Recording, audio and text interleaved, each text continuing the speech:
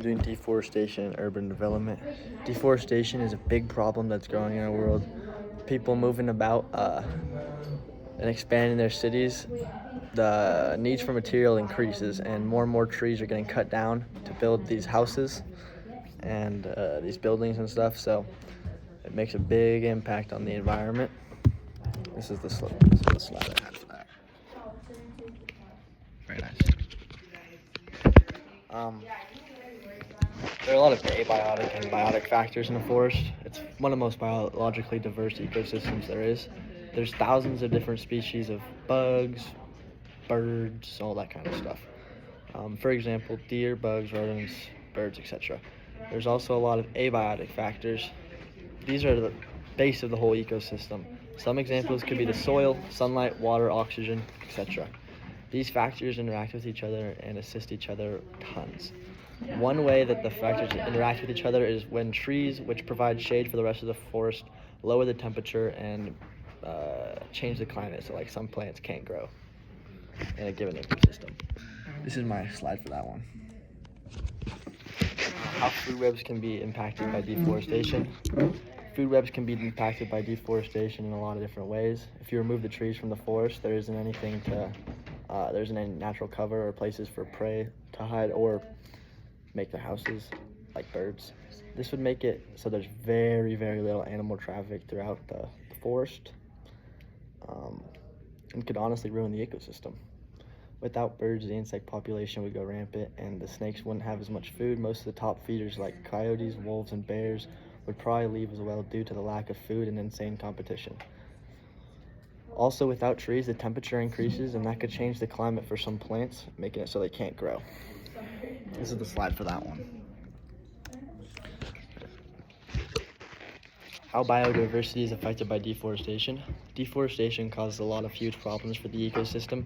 For example, with deforestation, smaller patches of trees are available. Some animals like tigers or coyotes or wolves, they need a huge area to hunt in, like 200 square miles, so they can supply sufficient food. But if the area is smaller, like maybe 50, they might not be able to find enough food to keep them alive.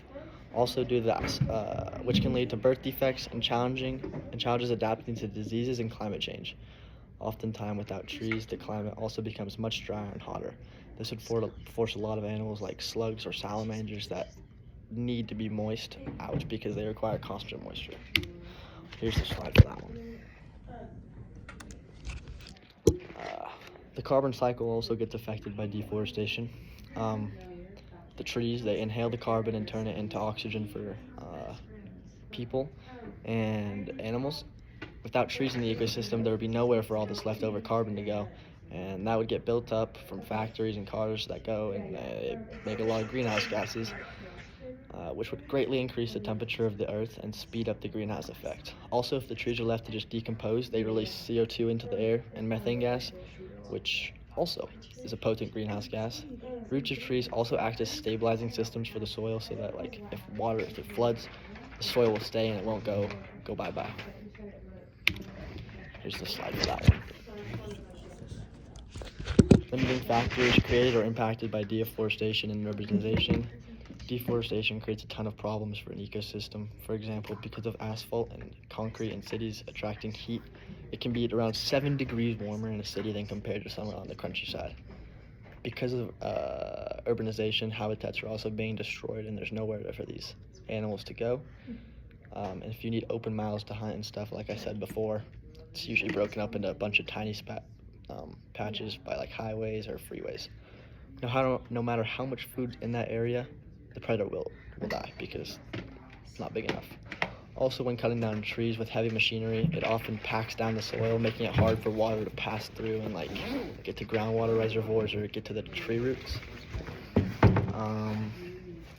Because there's nowhere for this water to go, it'll take the top sheet of soil and erode it away, releasing more carbon dioxide into the atmosphere from the soil. Here's the slide for that.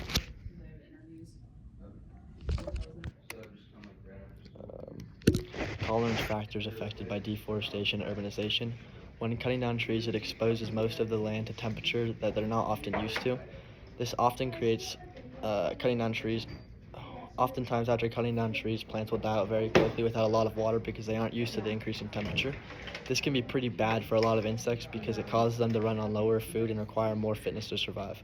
Also, with urbanization comes a lot of noise. With all these noise, birds who rely on mating calls to find each other, they might get confused by like a train set horn or like a, I don't know, football game. So they might be tricked into thinking the sound from the city is a bird. Here's the slide for that. Is overexploitation of land with deforestation? According to studies done by the United Nations, approximately 10.19 million hectares of trees were cut down in 2025. After counting how many trees were planted, that still leaves about 4.12 million hectares of trees that were cut down, unaccounted for, like not replanted. If this trend continues, studies show that we'll run out of trees in as little as 200 to 300 years. That's like maybe your grandchildren's kids. So you might want to lock in on that. Here's a slide for that, and then here's my bibliography. Thanks, Ms. Groesbeck.